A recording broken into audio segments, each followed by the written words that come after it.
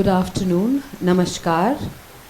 Thank you, Renu, for the wonderful introductions to all of us. So it gives us more time to have discussions. Indeed, very grateful to Manjiri Prabhu and the PILF for organizing this very insightful discussion, because the world over we are looking at faith, we are looking at different aspects of faith and the challenges which are coming across for various reasons due to different faiths. I'm not really going to be talking about the idea of faith here, because faith is something very personal. It is distinct to religion. Faith is about a very personalized aspect of how you look at your own, whether it is religion or spirituality. That's the way I look at it. I have a wonderful panel of all the three people here who are working in different areas, whether it is Vedant, whether it is Brahma Kumaris, looking at a particular sect and the methodology of living, or it is the ISKCON society, which is also, if I may be allowed to use a word like a sect, which both of them have their own practice and their own way of conducting their rituals of living. I'm not going to talk only of rituals of prayer, but of living, because life for me is all about prayer. And there is Manisha, who's a Vedant scholar and who also runs various workshops on how to live life through the teachings of Vedanta.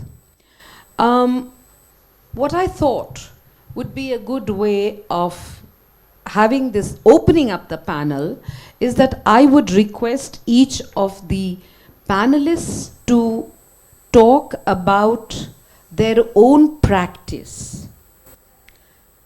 and how their own practice guides their faith, whatever be their faith, and how we try and bring balance, harmony, and peace in these very challenging times. I would request you to start, and I would request each of our participants to stick to 10 minutes so that then we can open it to the house and we can have a dialogue. Thank you. Thank you, Alka Pandeyji. Thank you so much, this Pune International Literary Festival, for having all of us on this panel to share our experiences, especially on the topic of dealing with challenges.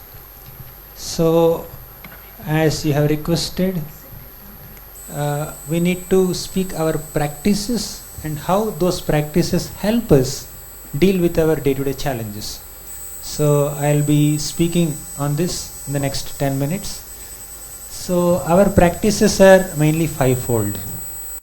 Very easy to remember also. One is sadhana. Sadhana itself is practice.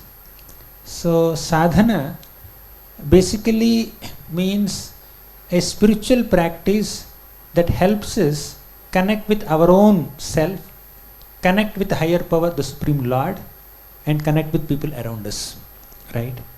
So for us, sadhana is mainly the morning program that we have.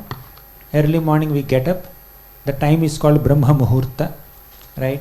At least 1 or 2 hours before sunrise we get up and we have our morning prayers.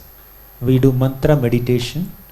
So mantra, manaha trayate iti mantraha, means a mantra is that which by repetition calms our mind, regulates our mind, brings harmony, peace and composure in our mind.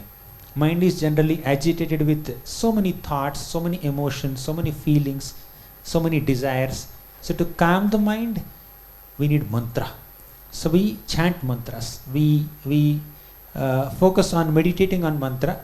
So meditation basically means deep thinking of something. So we do mantra meditation. So we deeply focus on this mantra called Hare Krishna Maha Mantra. That's our practice, and we begin our day by chanting Hare Krishna Maha Mantra. All of you must be knowing Hare Krishna, Krishna Krishna, Hare Hare, Hare Rama, Rama Rama, Hare Hare. We chant that. After that, all of us gather together and greet our deities, worship our deities. Radha Krishna forms vigrahas. And we also come together for a spiritual discussion called Bhagavatam class. That's our sadhana. That's our first element of our practice. Next is Svadhyaya. Svadhyaya means scriptural study. We study scriptures like Bhagavad Gita, Srimad Bhagavatam, and many other Vedic scriptures. So, going deep into the philosophy of the scriptures like Gita, Bhagavatam helps us definitely maintain that inner balance, and mainly helps us connect with other people in a very refined manner and not in a very crude manner. So, Svadhyaya. There's more to discuss, but I'll go to the third one. First is sadhana, second is Svadhyaya, third is seva. Seva means service. We not only believe in going deep into the scriptures and our personal study and philosophical analysis, we not only believe in just personal meditation practices, mantra meditation and all, we are also believing in rendering service to other beings around us to the best of our ability, right? We also distribute food for free, and we serve people in our organization and beyond our organization to the best of our ability, service to the humanity. Then fourth is Sadachar. Sadachar means good culture and proper exemplary dealings with others. Although somebody may be very good at one's meditation, somebody is expert in philosophical understanding, but if they fail to respect people, they fail to love people, if they don't exhibit these qualities of tolerance, gratitude, compassion, kindness, satisfaction of heart, something is missing in the spiritual practice. So, the fourth element of Sadachar is basically helping us to inculcate these qualities. Even if you read Bhagavad Gita, Krishna spoke a lot of philosophy, but especially in 3 chapters, 12th chapter, 13th chapter, and in 16th chapter, Krishna gives a big list of qualities that we need to cultivate, right? They are gratitude, compassion, tolerance, satisfaction, equanimity.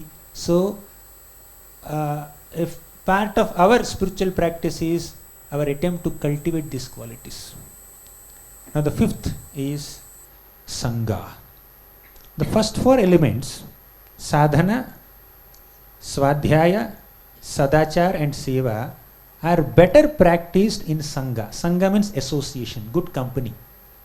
Krishna says in Bhagavad Gita, Sangat sanjayate kama, means our desires, our thoughts, our value systems are developed according to the kind of company that we keep. So, company matters, association matters. So, we try to do all these spiritual practices in the company of like-minded practitioners. That will give us strength. If I do my mantra meditation or chanting alone, the quality of chanting is at some level. Quality of my prayer is at one level. But if I pray and meditate along with 10 other people, the quality enhances, right? I get strength from them also. Together we are stronger. Alone we become little weak. So Sangha is important. So these are the 5 aspects of our practice, right? Sadhana, Svadhyaya, Seva, Sadachar and Sangha. Now, how these practices, spiritual practices, help us maintain that inner balance and help us resolve the difficulties, or at least endure the difficulties, is the topic. In few minutes I'll just cover this.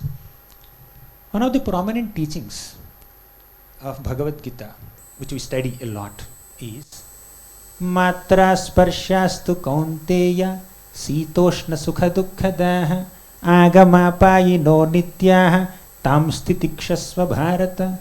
Krishna says that happiness and distress come